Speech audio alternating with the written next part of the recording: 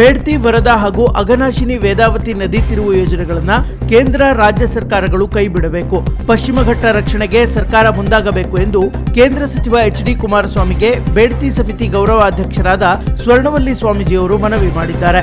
ಶಿವಮೊಗ್ಗದಲ್ಲಿ ನವೆಂಬರ್ 30ರಂದು ನಡೆದ ಭಗವದ್ಗೀತಾ ಸಮರ್ಪಣಾ ಸಮಾರಂಭದಲ್ಲಿ ಮನವಿ ಪತ್ರ ನೀಡಿದ ಶ್ರೀಗಳು ಸಂಕ್ಷಿಪ್ತ ಮಾತುಕತೆ ನಡೆಸಿದರು. ಬಳಿಕ ಸಮಿತಿ ಅಧ್ಯಕ್ಷ ಅನಂತ ಹೆಗಡೆ ಐಶಿಸರ ಸಚಿವರಿಗೆ ಪತ್ರದ ಕುರಿತು ವಿವರಿಸಿದರು. ಈ ಬಗ್ಗೆ ಕೇಂದ್ರ ಜಲಶಕ್ತಿ ಸಚಿವರ ಗಮನ ಸೆಳೆಯುವುದಾಗಿ ಕುಮಾರಸ್ವಾಮಿ ಭರವಸೆ ನೀಡಿದ್ದಾರೆ. ಗುಡ್ಡಗಾಡು ಅನಕ್ಷರಸ್ಥ ಅರಣ್ಯ ಭೂಮಿ ಹಕ್ಕು ವಂಚಿತರಿಗೆ ಅರಿವು ಮೂಡಿಸುವ ಉದ್ದೇಶದಿಂದ ಅರಣ್ಯ ಭೂಮಿ ಹಕ್ಕು ಹೋರಾಟಗಾರರ ವೇದಿಕೆಯು ಜಿಲ್ಲೆಯಾದ್ಯಂತ ಅರಣ್ಯವಾಸಿಗಳಿಗೆ ಜಾಗೃತಿ ಮೂಡಿಸುವ ವಿನೂತನ ಕಾರ್ಯಕ್ರಮ ಹಮ್ಮಿಕೊಂಡಿದೆ. ಭಟ್ಕಳದಲ್ಲಿ ಡಿಸೆಂಬರ್ 3ರಂದು ಜಾಥಾಕ್ಕೆ ಚಾಲನೆ ಸಿಗಲಿದೆ.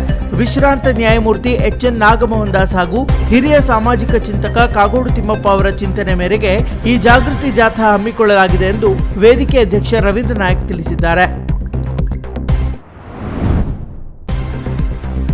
ಜಿಲ್ಲಾ ಕನ್ನಡ ಸಾಹಿತ್ಯ ಪರಿಷತ್ತಿನ ವತಿಯಿಂದ ಪ್ರತಿಷ್ಠಿತ 25ನೇ ಜಿಲ್ಲಾ ಕನ್ನಡ ಸಾಹಿತ್ಯ ಸಮ್ಮೇಳನವನ್ನು ಇದೇ ಡಿಸೆಂಬರ್ 13, 14 ಮತ್ತು 15ರಂದು ದಾಂಡೇಲಿಯಲ್ಲಿ ಆಯೋಜಿಸಲಾಗಿದೆ ಎಂದು ಕಸಾಪ ಜಿಲ್ಲಾಧ್ಯಕ್ಷ ಬಿಎನ್ ವಾಸರೆ ತಿಳಿಸಿದರು. ಕಾರವಾರದಲ್ಲಿ ಜಿಲ್ಲಾಧಿಕಾರಿಗಳಿಂದ ಸಾಹಿತ್ಯ ಸಮ್ಮೇಳನದ ಆಮಂತ್ರಣ ಪತ್ರಿಕೆ ಬಿಡುಗಡೆಗೊಳಿಸಿದ ಬಳಿಕ ಪತ್ರಿಕಾಗೋಷ್ಠಿ ಉದ್ದೇಶಿಸಿ ಮಾತನಾಡಿದ ಅವರು, ಸಮ್ಮೇಳನದ ಸರ್ವಾಧ್ಯಕ್ಷರಾಗಿ ರವಿದಾಸ್ ನಾಯಕ್ ಆಯ್ಕೆಯಾಗಿದ್ದಾರೆ.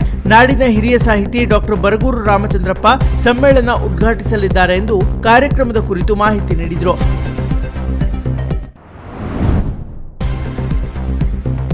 ಸರ್ಕಾರದ ಆದೇಶದಂತೆ ಮೆಕ್ಕೆಜೋಳ ಖರೀದಿ ಕೇಂದ್ರಗಳನ್ನು ಧಾರವಾಡದ ಲಕ್ಕಮ್ಮನಹಳ್ಳಿ ಮತ್ತು ಪಶು ಆಹಾರ ಕಾರ್ಖಾನೆ ಧಾರವಾಡದಲ್ಲಿ ತೆರೆದು ರೈತರ ನೋಂದಣಿ ಮತ್ತು ಖರೀದಿಗೆ ಕ್ರಮ ವಹಿಸಲಾಗಿದೆ. ಸರ್ಕಾರದಿಂದ ನಿಗದಿಪಡಿಸಿದಂತೆ ಪ್ರತಿ ಕ್ವಿಂಟಲ್ಗೆ 2400 ರೂಪಾಯಿ ಬೆಲೆ ನೀಡಿ ಖರೀದಿಸಲಾಗುತ್ತೆ. ರೈತರು ಈ ಸಮೃದ್ಧಿ ಮತ್ತು ಸರ್ಕಾರದ ಫ್ರೂಟ್ಸ್ ತಂತ್ರಾಂಶದ ಮೂಲಕ ನೋಂದಣಿ ಮಾಡಿಕೊಳ್ಳಬಹುದಾಗಿದೆ ಎಂದು ಜಿಲ್ಲಾಧಿಕಾರಿ ಕೆ. ಲಕ್ಷ್ಮೀಪ್ರಿಯಾ ಪ್ರಕಟಣೆಯಲ್ಲಿ ತಿಳಿಸಿದ್ದಾರೆ.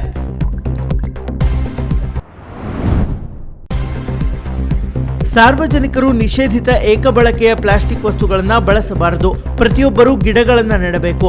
ವಾಹನ ಬಳಕೆ ಕಡಿಮೆ ಮಾಡಿ ಸಾರ್ವಜನಿಕ ಸಾರಿಗೆ ಬಳಸುವುದರ ಮೂಲಕ ಪರಿಸರ ಸ್ನೇಹಿ ಜೀವನ ಶೈಲಿ ರೂಢಿಸಿಕೊಳ್ಳಬೇಕು ಎಂದು ಕರ್ನಾಟಕ ರಾಜ್ಯ ಮಾಲಿನ್ಯ ನಿಯಂತ್ರಣ ಮಂಡಳಿ ಪ್ರಾದೇಶಿಕ ಕಚೇರಿಯ ಪರಿಸರ ಅಧಿಕಾರಿ ಬಿಕೆ ಸಂತೋಷ್ ಹೇಳಿದರು. ಅವರು ಮಂಗಳವಾರ ಕಾರವಾರದ ಸರ್ಕಾರಿ ಕಲಾ ಮತ್ತು ವಿಜ್ಞಾನ ಕಾಲೇಜಿನಲ್ಲಿ ವಾಯು ಮಾಲಿನ್ಯ ನಿಯಂತ್ರಣ ಜಾಗೃತಿ ಮಾಸಾಚರಣೆ ಅಂಗವಾಗಿ ನಡೆದ ಪರಿಸರ ಜಾಗೃತಿ ಕಾರ್ಯಕ್ರಮದಲ್ಲಿ ಮಾತನಾಡಿದರು.